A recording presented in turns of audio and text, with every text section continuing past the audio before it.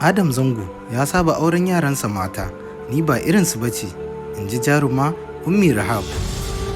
Bayan ƙura ta lafa a dambarwar da ke tsakanin jarumi Adam Zango da 'yar ɗakinsa wato Ummi Rahab a karon farko, jarumar ta yi magana tun bayan fara dambarwar.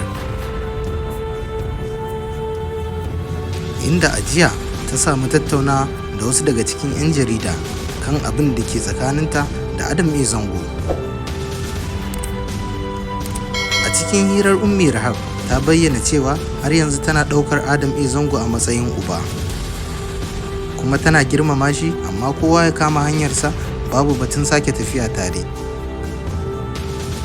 Haka zalika ta yi ƙarin haske kan cire ta da yi daga cikin shirinsa wanda aka fi sani da farin wata shakallu, inda ta bayyana yana da damar saka duk wanda ya so a fim ɗinsa da cire duk wanda ya so, ba ta da matsala da hakan, amma ta danganta hakan da kishin kula samarin da take, ya kuma ƙoƙarin hana ta taƙi hannuwa, shi yasa ya yi abin da ya yi.